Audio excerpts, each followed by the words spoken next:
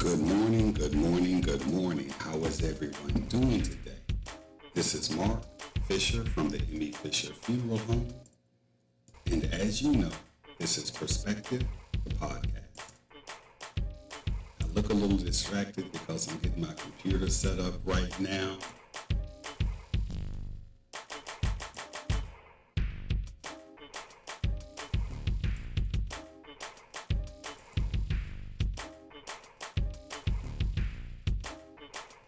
Good morning, good morning, good morning.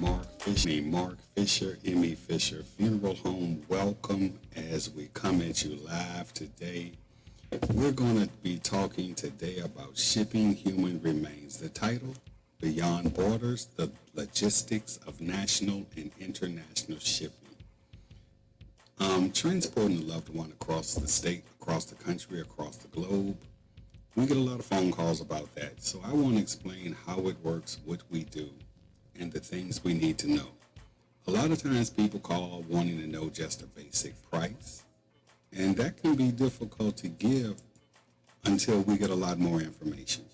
So we want to go through everything needed by the funeral home so that we can help you the best. But as you know, we always start with a few opening videos or something like that. So let me take you over here, let you see one or two interesting things. And from there, we'll get into the presentation of today. Let's take a look at this first one.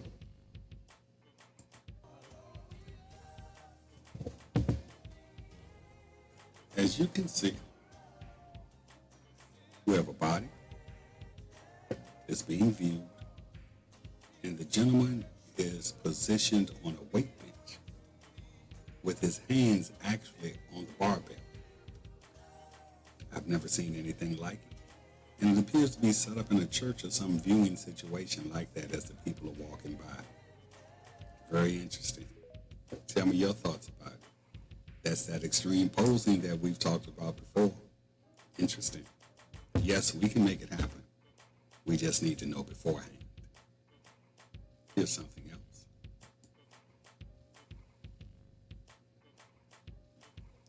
A lot of people may wonder what's going on.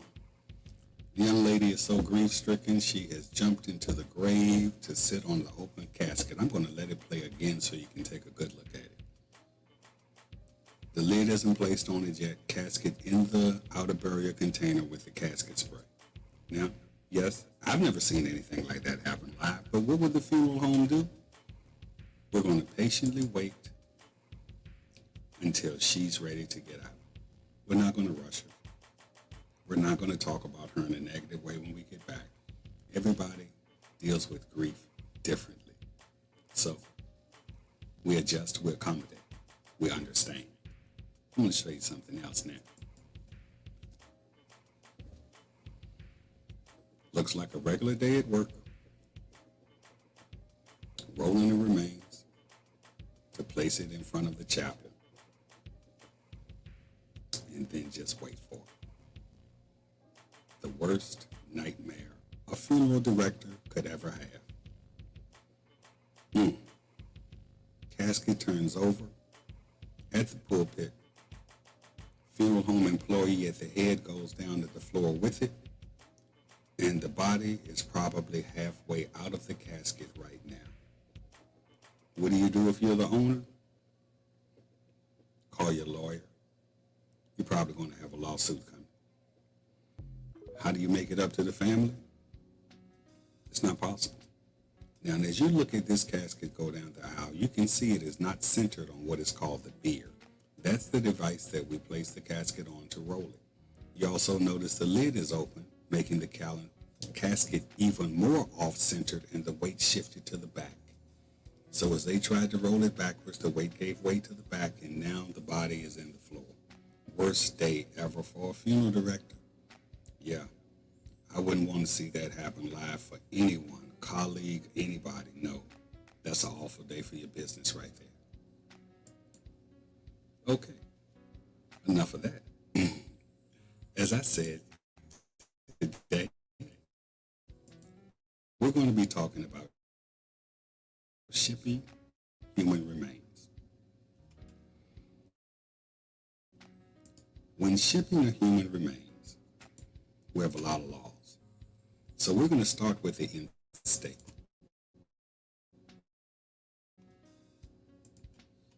It's really not that complicated.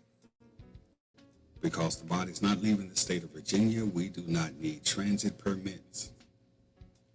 We do not need to coordinate to get any type of special documents about contagion. We don't need apostilles. We don't need to consult an embassy. All we do is communicate with the funeral home that you're wishing your loved one goes to, or the one will be receiving it from, so that we can make sure that each one has the proper information so death certificates and legal documents can be filed. We also coordinate with them with how the remains will be transported, whether it be an airplane, common carrier. One of us will get in a hearse or a vehicle and go make the removal ourselves. But these are all or some of the logistics that we go through when thinking about it. Meaning, say your loved one passes in the western part of the state, Roanoke, Virginia or so. That sits about 240 to 250 miles away from us. So it'll probably be 4 to 5 hours in a vehicle. Roanoke does have an airport, but not a big airport. So it will probably be more economical if we took the ride ourselves or called a removal company to transport the remains across the ground. As I said, no special paperwork needs to be done, so that can really be a simple process, and the body does not have to be embalmed to be transported that way. Talking about embalming, we're going to debunk a myth here. A remains does not have to be embalmed to go across state lines. Yes, it does not have to be embalmed to cross state lines. A body does not have to be embalmed to be flown by air. I want you to always think of something. All religions do not believe in embalming. The Jewish religion, the Muslim religion, they do not believe in embalming. So we do not do that. So you would ask, well, how do you hold the body and preserve it so it doesn't go bad or begin to decompose? Dry ice. Dry ice is something that has been used since the 30s and the 40s, and you can pack that remains in dry ice and ship it unembalmed. I want you to know that, so don't ever be fooled if your funeral home says it must be. It doesn't. It can be more effective if it is embalmed before shipping, and I would truly suggest that, but it doesn't have to be. Let's now go and talk about shipping from state to state. Things here get a little more complicated, but much more. Not at all. One document, honestly. That's all. One document difference. If the remains dies in the state of Virginia and must leave the state of Virginia, of course, we must file a death certificate. And when I say it, the death certificate, no. Canceling your social security number is a part of that as well. It's all done at the same time in the electronic death registration system. When knowing we're going to ship that remains to another state, we first need to know the cemetery and the form of disposition because it must go on the death certificate, and that then therefore transfers over to the transit permit. The transit permit is mandatory whenever a body goes across the lines because the state has given you permission to do so. A lot of times with neighboring states, North Carolina, Tennessee, Maryland, even Delaware, they'll get a death call in Virginia. Not knowing how the law works, come make a removal, get the remains back to their facility.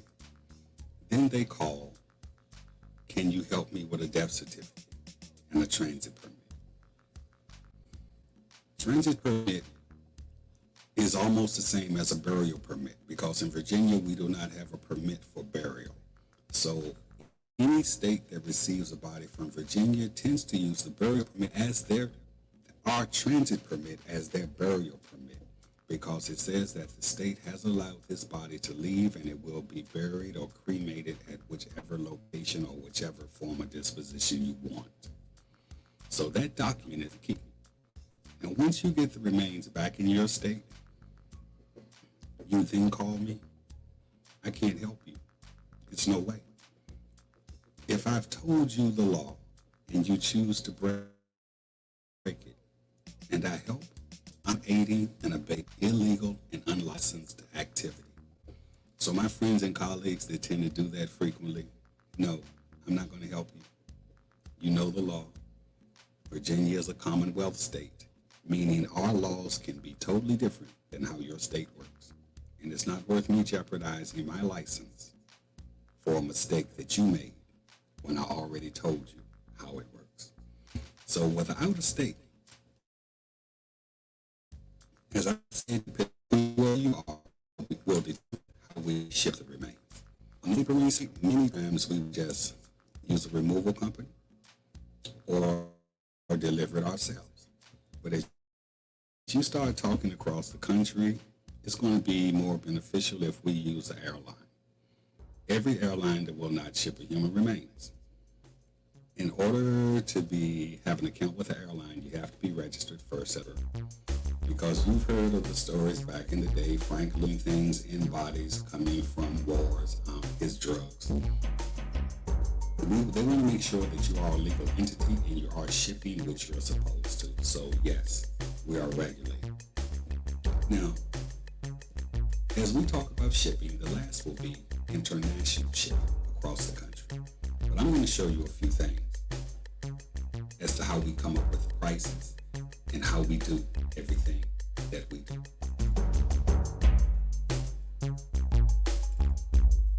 On every funeral home's general price list, it's going to be a line item called forwarding remains to another funeral or receiving remains from another funeral. If the body's coming here to us, we'll be receiving. If we're shipping the body elsewhere, we'll then forward it.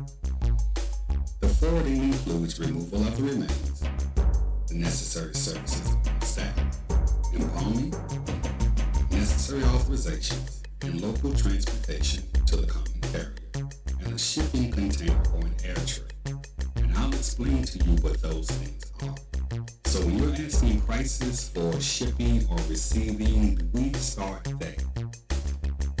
Now, if shipping out of country, we then have to work with the embassy of that country to find out what the regulations are and what the stipulations are, what documents will be needed.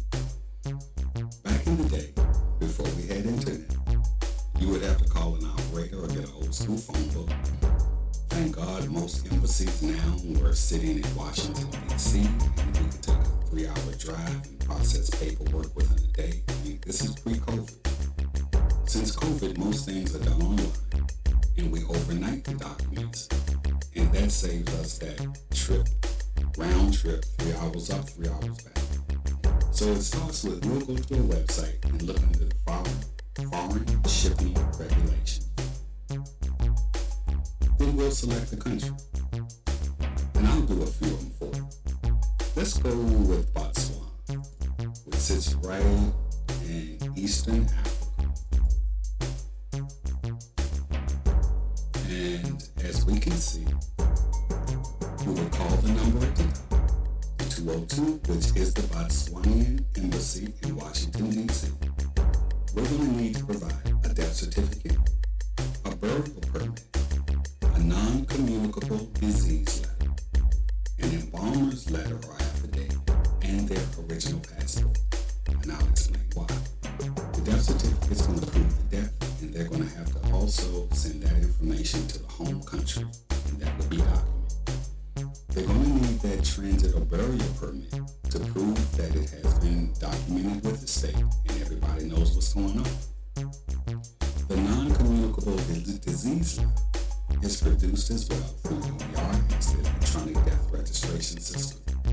When shipping out of country, the receiving country tends to want to know more about what this person died from because the bacteria, the pathogens, if not killed through embalming, will be back in their homeland. So they want to know this person doesn't have any type of communicable disease. They want to know how this remains was embalmed. In Virginia, we use an embalming report to document what we do when we embalm. Did we use a single point injection, multi-site injection, the chemical strength? Because when embalming, the Centers for Disease Control back in the 1970s stated that to thoroughly disinfect the body, you should embalm with a minimum of a 2% solution to disinfect and preserve. So that embalmer's affidavit will be very important to prove that the embalmer did what he was supposed to. And lastly, the passport.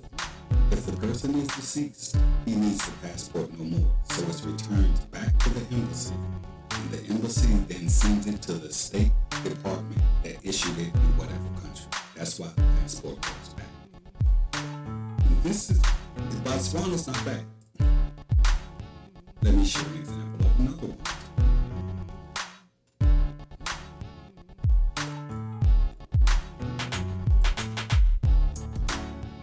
Let's go to Cuba. Cuba's not far off the Florida coast. But let's see what they're requiring. A few more things. Looking at the number, you're contacting their embassy in New York. They're going to need a death certificate, embalmer's affidavit again, the burial and transit permit they will need. All the documents must be translated into Spanish. So we gotta make that happen. There's no requirement on the type of casket, but you must have a zinc-lined shipping box. And I'll show you some of the containers we use to ship remains in next. There's a consul fee of $2,000 that must be sent to the embassy with this packet to make it happen. There must be a funeral home in Cuba to receive the remains, so the embassy wants to know who's going to be receiving it. And the funeral home needs a special license from the U.S. Department of the Treasury. So, as you see, in shipping in Cuba, which is a lot closer, is a lot more restrictive than shipping to Botswana. We'll do one more.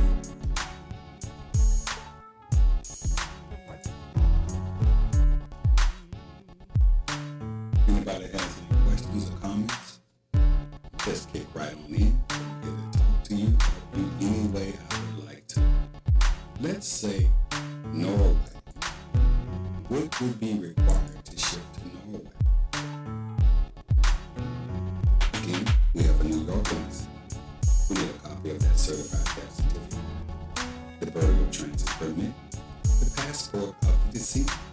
We need that embalmer's report, a letter of non-contagious disease to come from our health department, and a funeral home letter stating only the remains are in the casket, the flight itinerary, and the consignee's name, address, and phone number. That's the person that will be receiving. It needs to be in a hermetically sealed casket. I'll explain that. In an all-wood outer shipping container. As you see, totally different than what the other countries want. Now, from personal experience. When working, well, let me preface this by saying, here at Amy Fisher Funeral Home, since I've been here, my 20 years, we ship frequently to Cameroon, Ethiopia, Eritrea, South Africa, Zimbabwe, less frequently, Mexico, any of the Caribbean islands, as well as France and Spain. Saying we're experts in it, I'll be saying no, because each situation is different. But international shipping is one of the things that I like most, and that's why I wanted to get into telling you the possibilities and what it takes to make it happen. Now, shipping internationally and across the country, we use a major airline. Using the major airlines, we have some restrictions. Number one, the local airport that I fly out of, which is Norfolk International, we have a maximum weight of 500 pounds. So if you start thinking about logistics, the casket itself will probably weigh about 220 to 230 pounds.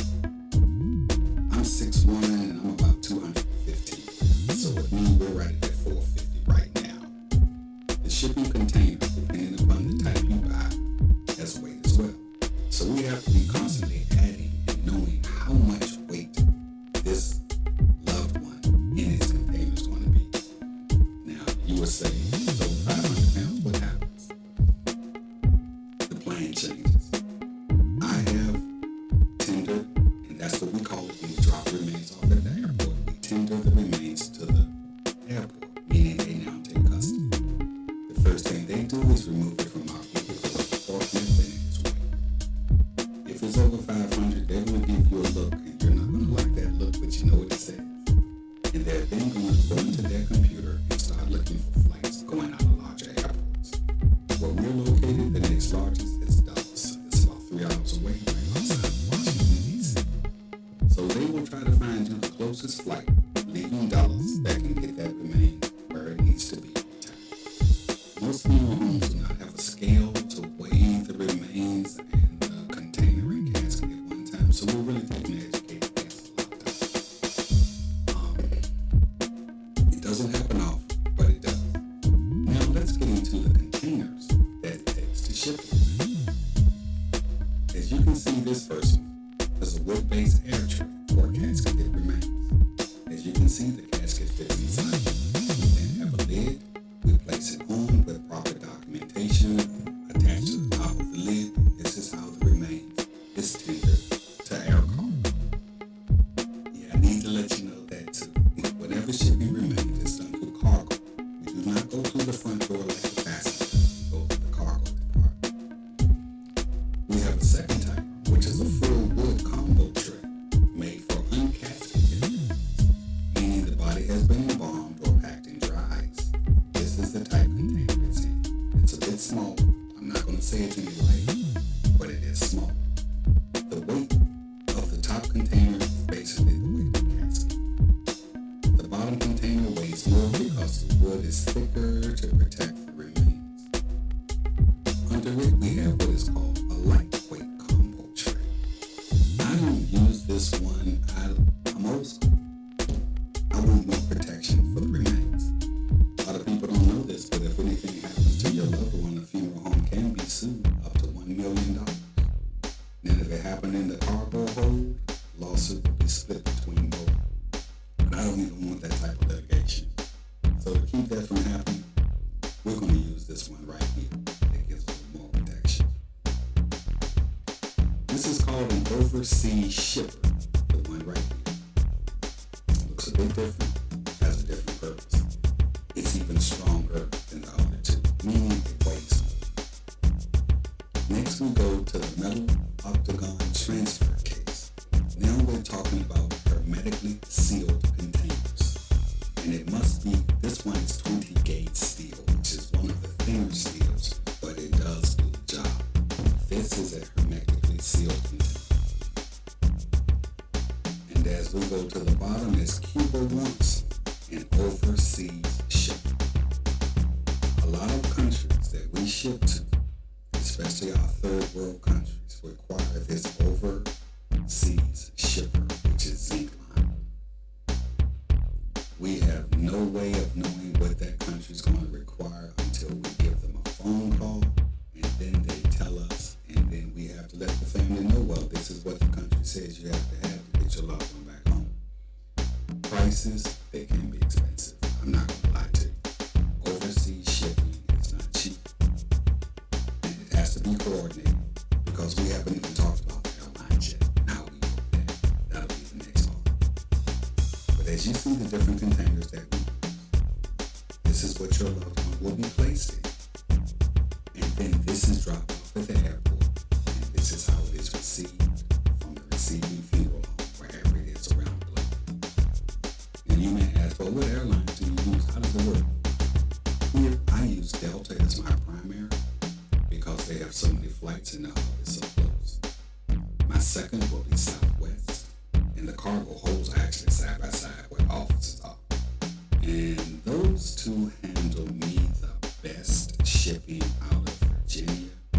When going overseas, I will try to get a connect. Delta can't do the whole thing. I'll try to get a connection through Lufthansa because Lufthansa does a lot of Europe and Africa. Knowing the airlines and their routes also can help you expedite this process. Now, how do we book a flight? As you see, I'm on the Delta cargo website. That's where it starts. Book a new shipment. We go to specialty. And human remains. Where's the flight starting? As I said, we're in Norfolk, Virginia. I'm going to say ORF. That's the Norfolk country code. Where's it going? Let's say Los Angeles, LAX. And I know a few airline codes, but not all of them, but some of them I do. let's say we want to do this shipment on Monday morning, the 26th. Departure time, let's say early, and you'll understand why momentarily. The type of remains, it's no doubt. The type of container, let's say it's an air tray. No, let's say a combo, meaning the body is embalmed and placed in this unit without a casket. It's a combo. Total weight, let's estimate 400 pounds. What is the length of it? Who guesses? 84. What is the width? 24. And what is the height? 15 inches. Air tray is 18.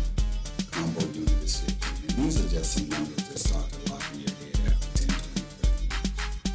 We go to flying flight.